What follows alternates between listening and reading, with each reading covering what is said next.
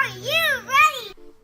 Hello, and welcome to the Whole House Podcast, where you can find home, health, and family all in one place. Our team is comprised of moms from different upbringings and backgrounds, and we each have different passions and giftings and strengths. We each represent a different room, and we all make up the whole house. So grab a cup of coffee and join our overly caffeinated ladies here for the Whole House Podcast. Hi, it's Kathleen Guire here on the Whole House. Today we're going to be talking about sensory processing disorder, or SPD, and I have a guest.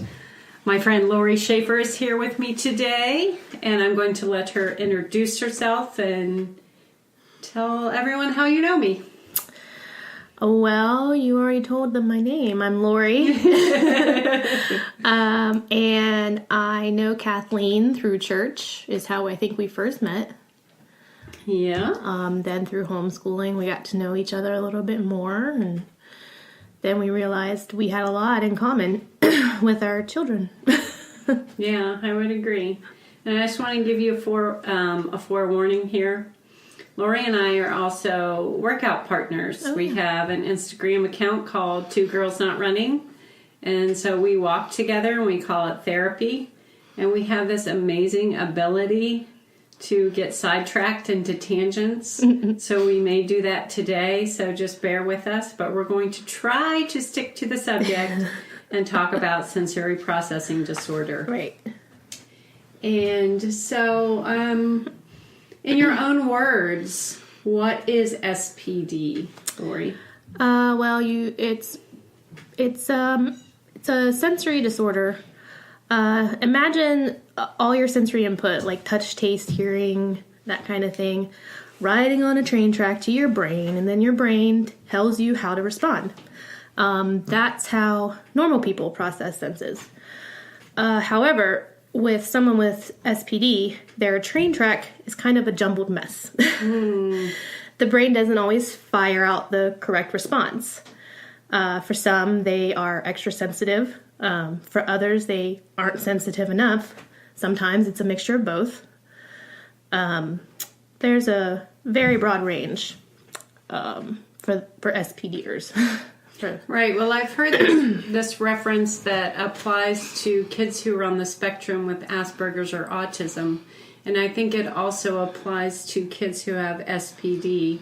It's like waking up and finding yourself in a foreign country where you don't speak the language and all the food tastes funny and all the music sounds weird and all the sounds are overboard. Everything, all of your senses are just going overboard. So Is that accurate? I think so. And can you imagine how scary that would be to feel that way? I know. I feel that way in airports. So I think feeling that way all the time would just be overwhelming. I know. So sensory processing disorder has touched your family.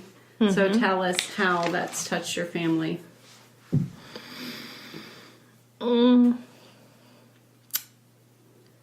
Well, JR, my son, he was born with it.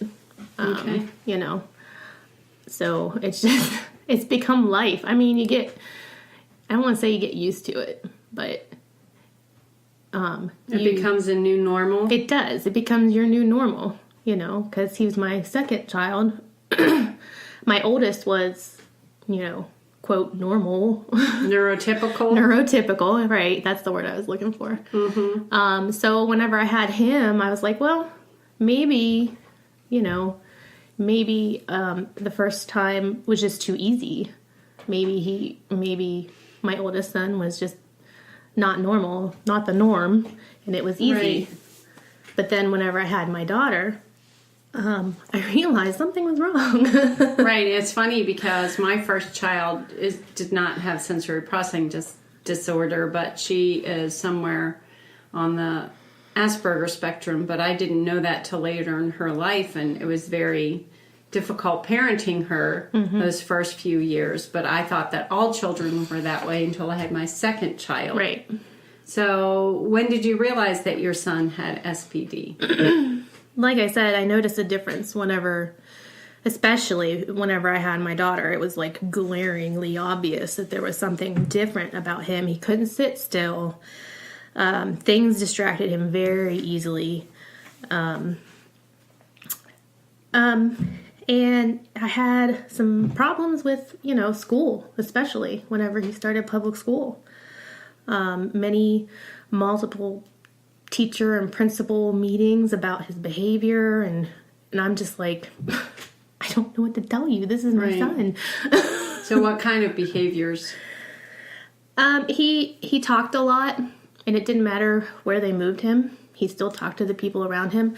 If poster on the wall was crooked, or the wind blew it or caught it in any way, it would distract him very easily. And he wouldn't be able to always verbalize what was wrong. Like I remember once he said he couldn't see the board, and the teacher thought it was his eyesight was the problem. It wasn't that he couldn't see the board. He couldn't grasp what she was writing. Oh, he just wasn't processing it? Right. He wasn't processing it, whatever she was writing on the board. He could see it. He could tell you what the letters were and all that kind of stuff. He just couldn't process what she was writing. Right. And there's so many steps to processing something that's written on the board. First, you see it, then you read it. Yep. And then you try to decipher what it means, and then you try to apply that at your seat. That's a lot of steps that kids have to take. Mm-hmm. And many kids can't make all those steps. Yeah, they don't confused process in the middle. Yeah, right. So, how does SPD affect him daily? He craves touch and movement. Part of the reason why we decided to homeschool was because of that. He does better. He takes breaks in between subjects. And it's improved his grades and how well he learns. Like, he remembers so much now. If I can see that he's going to melt down, or he can sense that he's going to melt down, then we can take a break. Right. So having him at home in an environment where he has more one-on-one, you're probably more able to pay attention to his signals, and he could probably learn more about what his signals are. Right. Because I make him notice. Right. Well, unfortunately, in a public or private school, the teacher probably has too much on her plate to watch for those signals. I only have 3. I couldn't imagine more than that. But on the flip side of that, sometimes his clothing bothers him. He is the type of kid that you're going to see wear shorts in the middle of wintertime. Mm-hmm. He loves his basketball shorts because they're soft. I can attest to that. Yep. If he's wearing pants, it's really cold outside. Tagless shirts. Yeah. Like the satiny materials. He loves that kind of stuff. Food texture bothers him. He'll say he doesn't like something, but really it's probably the texture and has nothing to do with the taste. He hates rice. And he'd probably live on cereal if I let him. Oh, yeah. I'm familiar with that one. Yep. The real serial killer, right?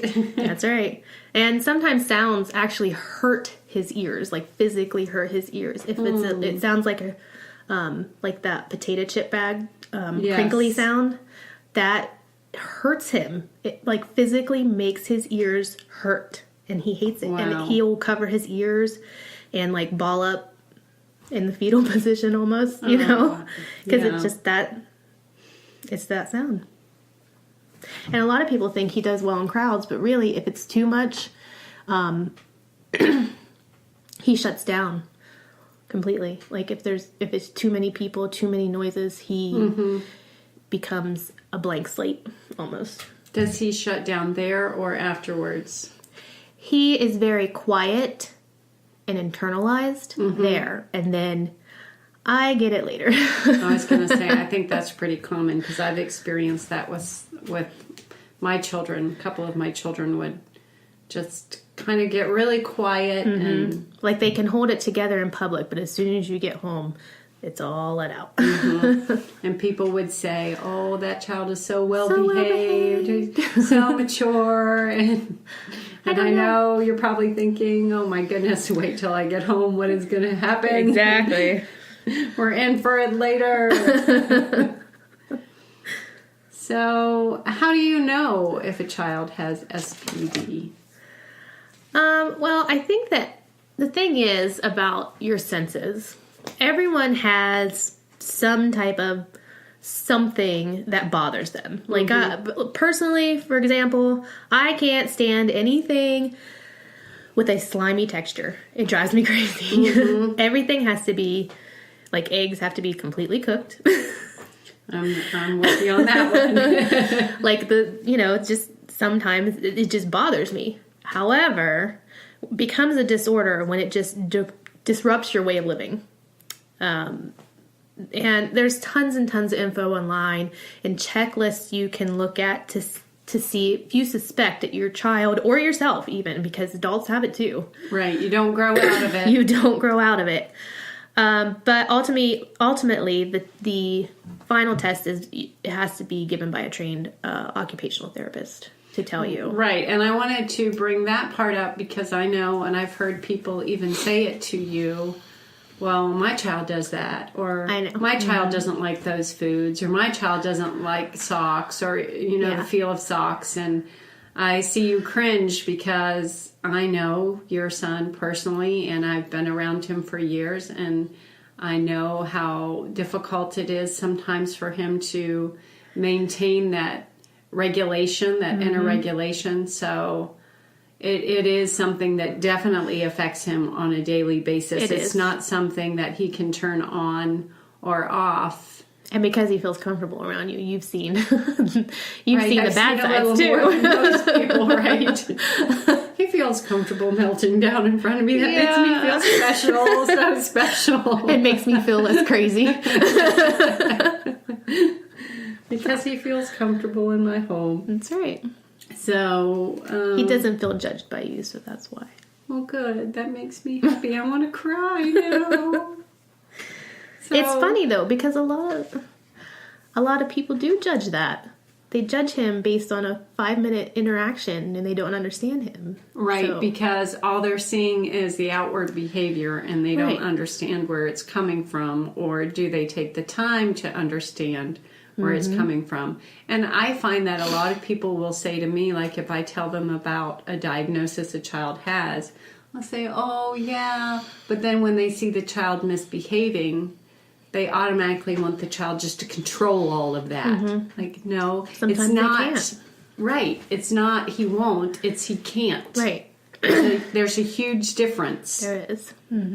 So just tell me about a specific story that shows how SPD affects his life. Oh, I have a lot of those. I know, that's right. When I gave her the question, she was like, one story? Well, while still in school, I remember a story about he got in trouble one time for hitting a kid. Because, and I didn't know the entire story until he told me what happened. He was at the water fountain.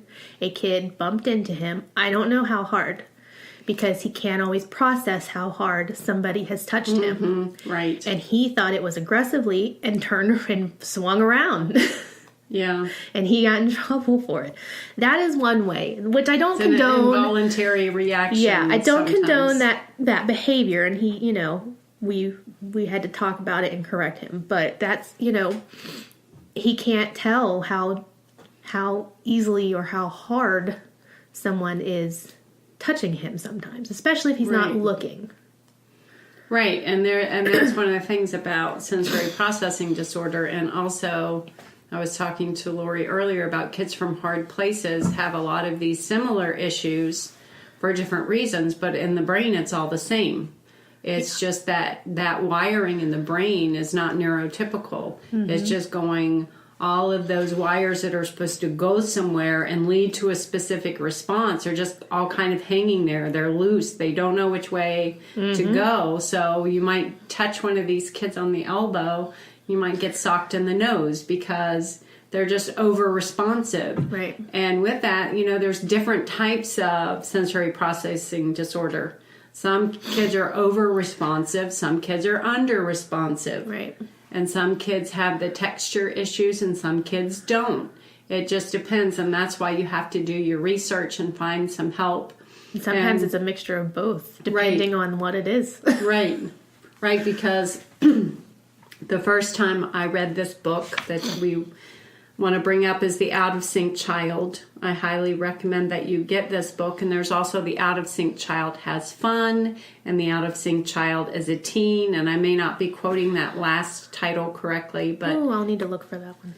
yeah, those are really helpful books that have a lot of different checklists. And when I first started reading The Out of Sync Child, I was writing my kids' names, different children by different lists, like, oh, this child is this way, this child has this. And I realized, like Lori said, some children will have a few of the issues from each list. Mm-hmm. So you can't just say, oh, my child's under-responsive or my child's over-responsive. They might be under-responsive in this area and something in another area. Mm-hmm. So pain is like that with JR. He, if he gets like a paper cut, he could scream his head off. Mm-hmm. However, if he slices his finger with a knife, he will walk to me calmly and say, Mom, I think something's wrong. Right, and I have one of those too. It's like, when there's a little tiny bit of pain, there's an overreaction to it. But if there's a serious pain, then there's almost no reaction. And right. Then you know it's serious. You know something's wrong. Exactly. So,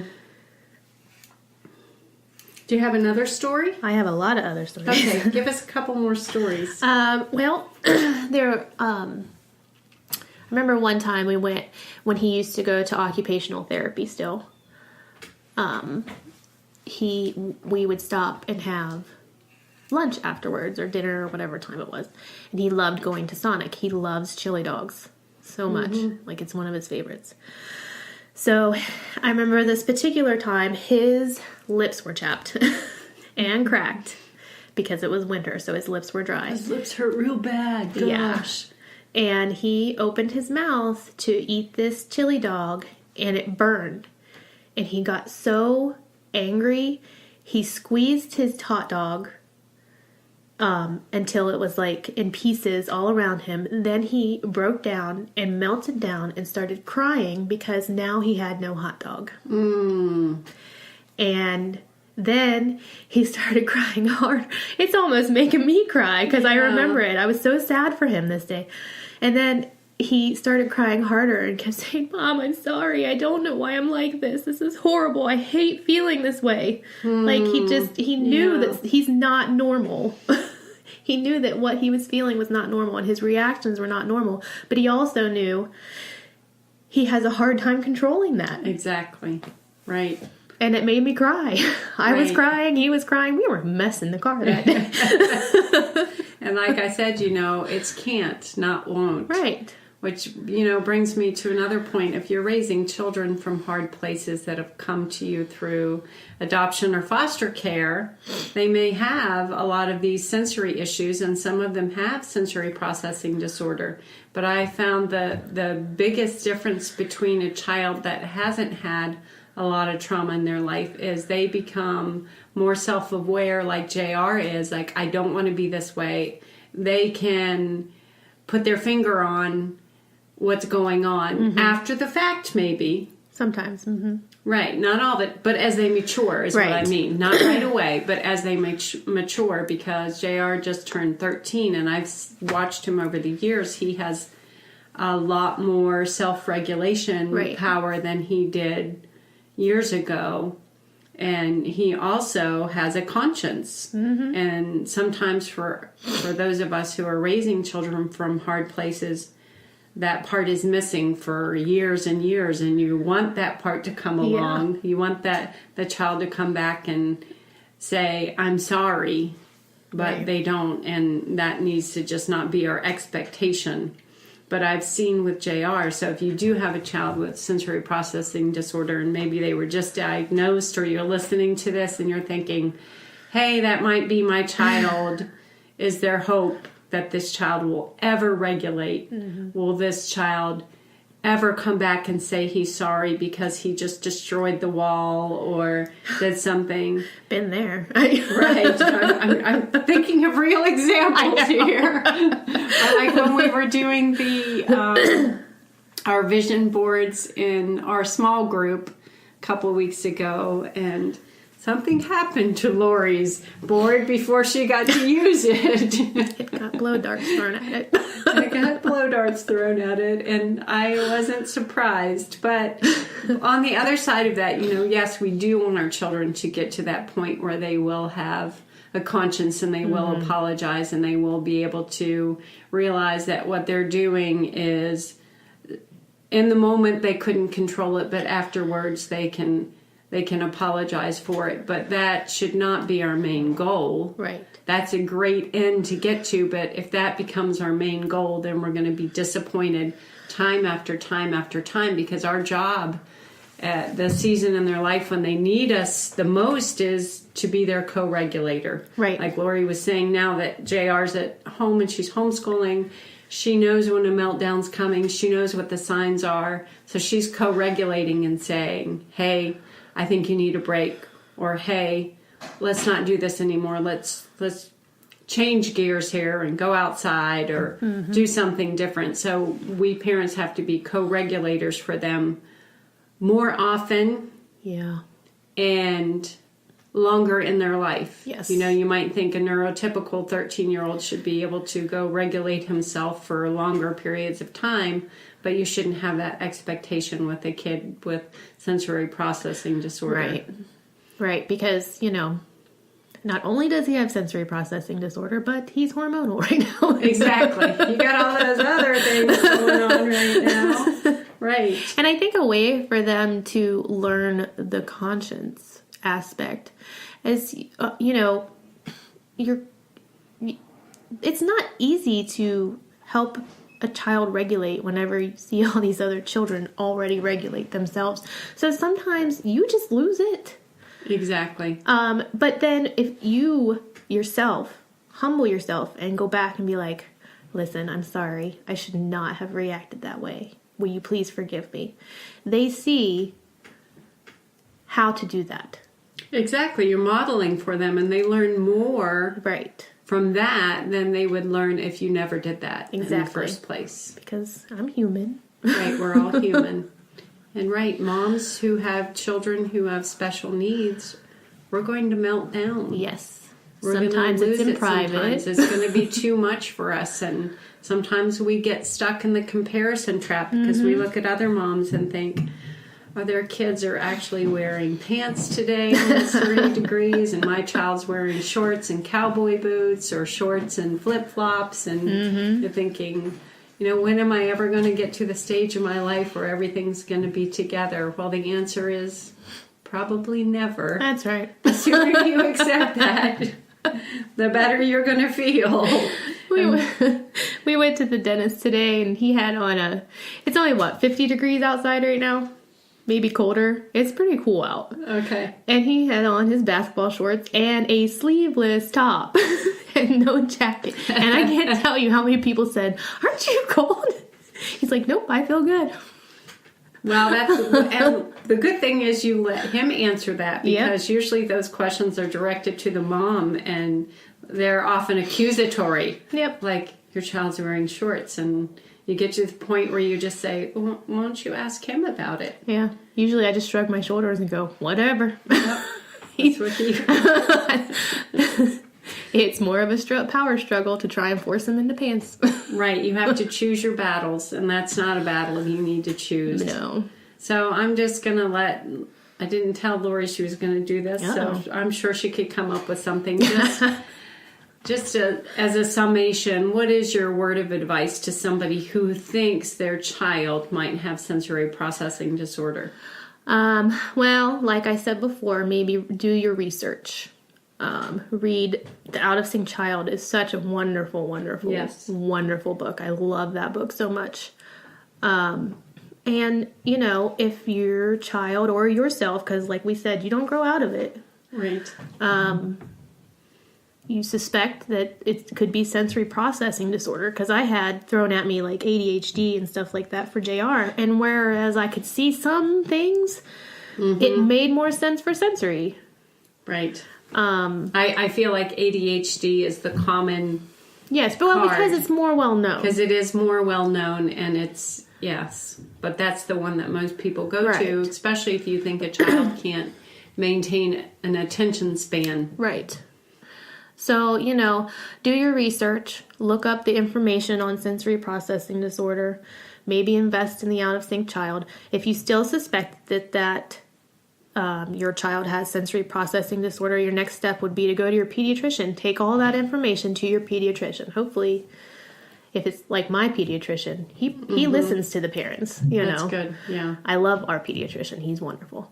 And then he can refer you to an occupational therapist who will give you a pretty long, extensive test. But for the kid, it's pretty much like play. Right. So, but it takes a while to know, exactly where they fall in that category. And there is hope and there is therapy. And what kinds of therapy?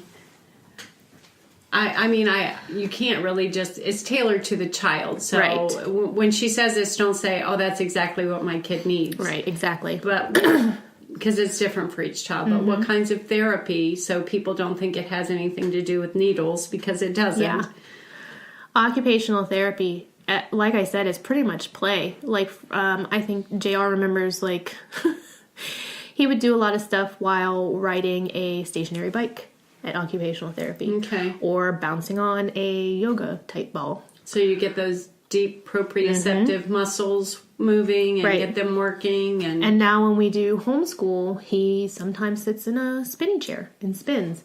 And I don't think he's listening, but then he can pretty much tell me exactly what I've just taught him. Right. Back at me. Or sometimes, in a little exercise trampoline or something like that helps. And that's something called brushing, which is not with a hairbrush. Right. Yeah, I did that with my youngest. I did a lot of that when he was little, because he had been in an orphanage and a crib for most of his life. So just any sort of touch was overstimulating for him. So so don't just get a hairbrush and start brushing your child. No. We're just telling you some of the things that you might be recommended to do by an occupational therapist. Yeah, it's nothing crazy. Right. It's for a child, it feels like playtime. Exactly. In all honesty, but it's really helping them. Okay, so on the last note, I'm just going to say for parents who do have children that have already been diagnosed, they're either special needs, Asperger's, or anything on the SPD spectrum. What is your best advice for when you feel like you just can't do this anymore? See, I told her, I said, Lori didn't know I was going to ask this one, but... Oh my goodness. Wait, what was the question again? Like, if you feel like you're at the end of your rope. Yeah. Like, you just can't do this anymore. How do you combat that? What do you do? I have connected with people that I know have gone through the same thing as me. And it makes you feel less alone. Like Kathleen. So you have an empathetic listener. I have not just a sympathetic one. Empathetic. Because, if you have a friend whose children are all neurotypical, they're not going to understand where you're coming from. And it's okay. Right. Those are just not the people that you're going to reach out to you with when you're at the end of your rope. They're not going to understand that. So if you can find people, and they're out there, you feel like you're alone, but they're out there. I have you and another friend who actually told me about sensory processing disorder. You two are my go-to. Right, so you have to reach out. You do. Because you can't, it's very tempting, and this is why I asked that, because it's very tempting when you have a special needs child to isolate. Right. And you can just, one day just drifts into the next because you're caught in this vortex of whatever the child's going through. Right. And you can become codependent with that child. When that child is melting down, then you feel like melting down. And so Very it helps easily. to reach out and find someone who's empathetic to listen to you. And not just listen to you, but just give you a piece of advice that might help. Mm-hmm. And also, I think one of the things that have helped me a lot was to, let me put this in a very nice way, is to spend a little bit of time away from that child. Right. Because then your perspective becomes clearer. Yes. And one of the things that I do is Lori and I walk together, and when I'm on that walk and we both talk, we call it therapy. That's our free therapy. We talk to each other about what's going on in our lives, and once that walk is over, and we usually walk about 5 miles, so that's a lot of time to talk, then I have a different perspective, and then I can say, oh, that child was doing that because of this, and I just need to not get engulfed in those feelings and move on, and then I feel better. Right. So I think that's one of the coping mechanisms that I have is, walking and getting away from the child for a little bit. And I know sometimes that's very difficult if you have a lot of children at home. And especially when they're younger. Right. So it might be after they go to bed, take a little bit of time to yourself and maybe message a friend and say, hey, can I talk to you? Or during the day, shut yourself in the bathroom for 60 seconds and pray. I did that one so many times. Dear Jesus, please help me. I'm going out of this bathroom in a minute and I need to be nice. I think I've done that before too. Or it's called phone a friend while you're in the bathroom. I need a lifeline, please. Not everyone may know what that is because that show's not on anymore. Right. I know. I was thinking, I'm making references to things that people don't know anything about. Who wants to be a millionaire? Phone a friend. So we'll just wrap this up by saying, there is hope and there is healing and there is a way to get through this. And go ahead and make sure you get the resources we talked about, The Out of Sync Child. And the other book that we had talked about before we started the podcast was The Whole Brain Child. Yes, that's another great That's one. a really great book, and it actually walks you through a lot of scenarios with little graphics that you can help your kids with by just reading through them. Yeah. And I love the visuals in that book. Right, the visuals are amazing because a lot of these kids are operating in just the downstairs brain, which means it's stuck in fight, flight, or freeze because the amygdala is being overactive and they're not ever moving to the upstairs brain, which is the logic and the problem solving and the dealing with their emotions with regulation instead of being dysregulated. So I recommend that book too. And I just want to thank you guys for all listening today, and we'll definitely put these books in the notes on this podcast today. And thanks, Lori, for being with me today. You're welcome. Wasn't as bad as you thought, was it? No. A scary big microphone. We're so glad you could join us here for the Whole House podcast. Please subscribe, and if you give us a review, we might pick our favorite and send you a prize. Please remember to like the Whole House Facebook page and follow us on Instagram at _whole_house. And please sign up with your email on our website, thewholehouse.org, to be notified when new things are happening here at the Whole House. Thanks so much for listening.